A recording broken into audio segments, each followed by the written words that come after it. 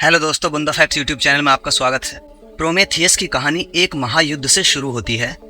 ब्रह्मांड पर कब्जा करने के लिए देवता और टाइटन्स के बीच संघर्ष चल रहा था। टाइटन्स एक दानव प्रजाति थी। एक तरफ देवताओं का राजा ज्यूस था तो दूसरी तरफ टाइटन्स का राजा क्रोनोस था। प्रोमेथियस और एपिमीसियस दोनों भाई थे और वे टाइटन्स प्रजाति से थे। दानव प्रजाति होने के बावजूद भी प्रोमेथियस और एपिमीसियस अच्छाई में यकीन रखते थे। प्रोमेथियस को अलौकिक शक्तियां प्राप्त थी। उसने अपनी दिव्य दृष्टि से देखा कि इस युद्ध में ज्यूस अपनी बुद्धि के बल पर विजय प्राप्त करेगा, जबकि देवताओं के सामने टाइटन्स की शक्ति बेअसर होगी। ये बात समझाने के लिए प्रोमेथियस और एपिमीसियस टाइटन्स के राजा क्रोनोस के पास गए, लेकिन अहंकारी क्रोनोस ने उनकी बात सुनने से इनकार कर दिया और उन्हें अपमानित करके वहां से निकाल दिया।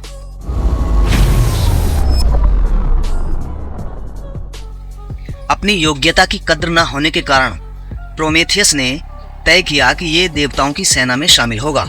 युद्ध का बिगुल बज गया। दोनों ओर से जोरदार युद्ध हुआ, लेकिन नतीजा देवताओं के पक्ष में आया।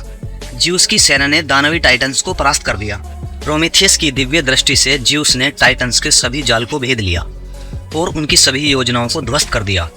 आखिर में देवताओं ने विजय प्राप्त की और टाइटन्स को पाताल की आग में डाल दिया। प्रोमेस की भविष्यवाणी सत्य साबित हुई। अब पूरे ब्रह्मांड पर देवताओं का नियंत्रण स्थापित हो गया। राजा ज्यूस प्रोमेथियस और एपिमीसियस से अत्यंत प्रसन्न था, लेकिन वो हमेशा उन पर संदेह करता था, क्योंकि वो भी तो टाइटन्स प्रजाति से ही थे। ज्यूस जानता था कि प्रोमेथियस की भविष्यवाणी की शक्ति उसे चुनौती दे सकती है। इसके बावजूद ज्यूस ने घोर निर्णय लिया। उसने प्रोमेथियस को देवताओं का दर्जा देकर अपने साथ रखने का फैसला किया, ताकि उसकी शक्तियों का उपयोग कर सके और भविष्यों में आने वाले खतरों को पहचान सके।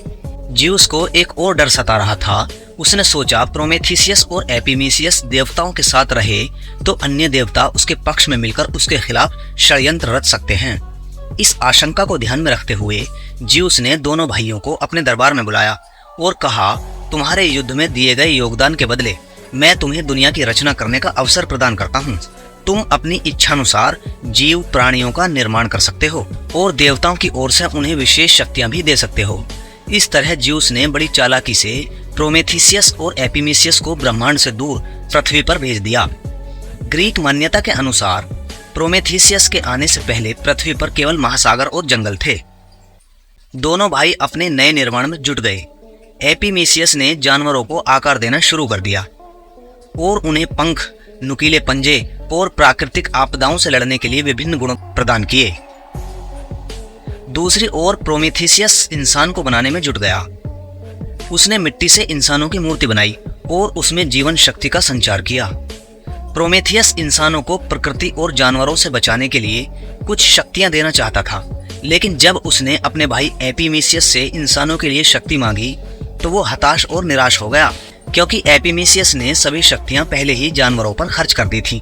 इंसानों के लिए कुछ भी नहीं बचा था। प्रोमेथियस ने देखा कि इंसान प्रकृति और जंगली जानवरों के हमलों से पीड़ित हैं। प्रोमेथियस को इंसानों से गहरा लगाव था और उनकी पीड़ा उससे बर्दाश्त नहीं हो रही थी। उसने तय किया कि वह ज्यूस के पास जाएगा और इंसानों के लिए ऐसी शक्ति लाएगा जिससे वे प्रकृति और हिंसक जानवरों का सामना कर सकें। प्रोमेथियस ज्यूस के पास पहुंचा और उसे इंसानों की दुर्दशा के बारे में बताया। ज्यूस एक चालाक शासक था। उसने सोचा कि अगर इंसानों को देवताओं की शक्तियां दी गईं, तो वे एक दिन देवताओं को हटाकर स्वयं देवता बन जाएंगे। इसलिए ज्यूस ने प्रोमेथियस से कहा कि इंसानों को देवताओं की शक्तियां नहीं दी जा सकती। इंसान अमर नहीं होंगे, वे नश्वर रहेंगे और उन्हें माउंट ओलंपस के नीचे से ही देवताओं की पूजा करनी होगी। ज्यूस चाहता था कि इंसान अपनी सुरक्षा और उन्नति के लिए देवताओं पर निर्भर रहें और उनके अधीन रहें। शक्तियां देने के बजाय उसने इंसानों को आग का उपयोग करने की अनुमति दी। आग की मदद से इंसानों ने प्रगति की, चाहे वो मांस पकाना हो या जंगली जानवरों को भगाना। इंसान तेजी से अपने विकास की दिशा में आगे बढ़ने लगे। प्रोमेथियस ने इंसानों को भाषा का उपयोग करना सिखाया, औषधि बनाना सिखाया और यहाँ तक कि देवताओं की बातें समझना भी सिखा दिया। इंसानों की इतनी प्रगति देखकर राजा ज्यूस चिंतित हो उठा। उसे लगा कि कुछ वर्षों बाद इंसान उसे चुनौती दे सकते हैं। इंसानों को सताने के लिए ज्यूस ने एक आदेश जारी किया कि अगर इंसानों को प्रकृति और जानवरों से सुरक्षा चाहिए तो उन्हें अपना सारा भोजन देवताओं को चढ़ावे के रूप में अर्पण करना होगा। प्रोमेथियस जानता था कि बिना अन्न के इंसान जीवित नहीं रह पाएंगे। उसने ज्यूस के साथ एक समझौता किया कि इंसान अपने भोजन को 2 हिस्सों में बांट देंगे, एक हिस्सा अपने लिए और एक हिस्सा देवताओं के लिए। लेकिन कौन सा हिस्सा किसके पास जाएगा, इसका निर्णय राजा ज्यूस ही करेंगे। प्रोमेथियस जानता था कि ज्यूस चालाकी से इंसानों से सबसे अच्छा भोजन छीन लेगा, इसलिए उसने एक योजना बनाई। उसने एक विशाल बैल की बलि दी और उसे 2 हिस्सों में बांटा। प्रोमेथियस ने अच्छे मांस वाले हिस्से को बैल की आंतों के नीचे छुपा दिया और हड्डियों को आकर्षक स्वादिष्ट चर्बी से ढक दिया ताकि ज्यूस उन हड्डियों को अपने लिए चुन ले। अन्न चुनते समय जैसा कि प्रोमेथियस ने सोचा था वैसा ही हुआ। ज्यूस प्रोमेथियस की चाल में फंस गया। उसके हिस्से में सिर्फ हड्डियां आईं जो स्वादिष्ट चर्बी के नीचे छिपाई गई थी। प्रोमेथियस अपनी योजना में कामयाब रहा। जब ज्यूस को प्रोमेथियस की चालबाजी का पता चला तो उसने प्रोमेथियस को और इंसानों पर अपना कहर बरसाने का निर्णय लिया। प्रोमेथियस की धोखाधड़ी के दंड स्वरूप ज्यूस ने वो आग छीन ली जो प्रोमेथियस ने पहले इंसानों को दी थी। इस निर्णय से पृथ्वी पर हाहाकार मच गया और सारी दुनिया फिर से अंधकार में डूब गई। इंसान ठंड में रहने लगे। वे ना भोजन पका रहे थे और ना ही जंगली जानवरों से अपनी रक्षा कर पा रहे थे। अब प्रोमेथियस के पास एक ही रास्ता बचा था और वो था देवताओं से आग चुराकर इंसानों को देने का। प्रोमेथियस जानता था कि अगर उसने ऐसा किया तो उसे सजा मिलना निश्चित है, लेकिन दुनिया को बचाने के लिए वो अपनी जान की कुर्बानी तक दे सकता था। उसने हमेशा इंसानों को अपने बच्चों की तरह देखा था। प्रोमेथियस माउंट ओलंपस की तरफ चल पड़ा। उसने देवी एथीना की कार्यशाला से आग चुराई और उस आग को हमेशा के लिए इंसानों के हवाले कर दिया। कुछ ही समय बाद माउंट ओलंपस के ऊंचे सिंहासन से ज्यूस ने धरती पर आग की झिलमिलाती रोशनी देखी। प्रोमेथियस के बार बार छल से ज्यूस का क्रोध उफान पर था। उसने ठंडे दिमाग से लेकिन निर्दयता के साथ प्रोमेथियस और इंसानों को सबक सिखाने की ठानी। उसने एक ऐसा दंड तैयार किया जो प्रोमेथियस और इंसान दोनों को लंबे समय तक याद रहेगा। ज्यूस पहले इंसानों को सजा देना चाहता था, ऐसी सजा जो हमेशा के लिए इंसानों को सबक सिखाए। उधर ज्यूस और उसके साथी देवताओं ने पेंडोरा नामक एक विशेष अप्सरा को तैयार किया। पेंडोरा के जरिए ज्यूस अपनी चाल चलना चाहता था। पेंडोरा में एक अद्वितीय सुंदरता और आकर्षण था और उसे प्रोमेथियस के भाई एपिमेसियस को लुभाने और उससे विवाह करने का काम सौंपा गया।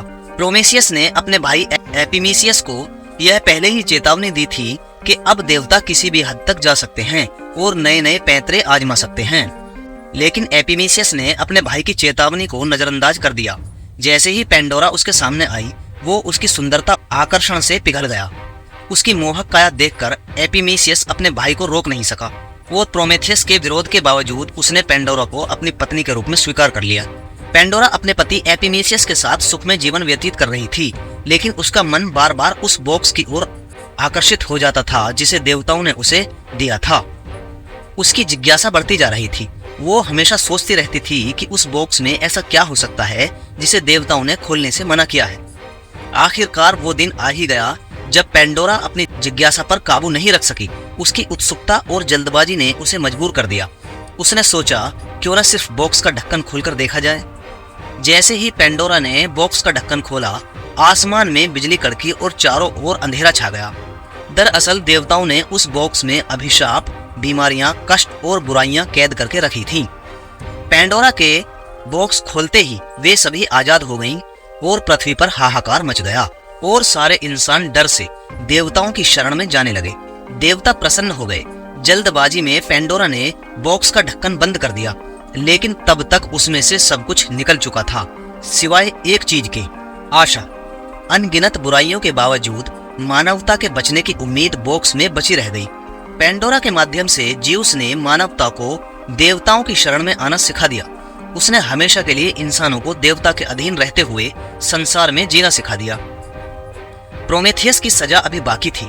देवताओं ने उसके लिए एक और भी भयानक सजा की योजना बनाई। उसे माउंट ओलंपस की चोटी पर जंजीरों से बांध दिया गया, जहां वह निरंतर तड़पता रहा। ये सजा यहीं समाप्त नहीं हुई। हर दिन एक विशाल बाज जिसे ज्यूस ने भेजा था उड़कर आता और प्रोमोस का लीवर नोच नोच कर खाता।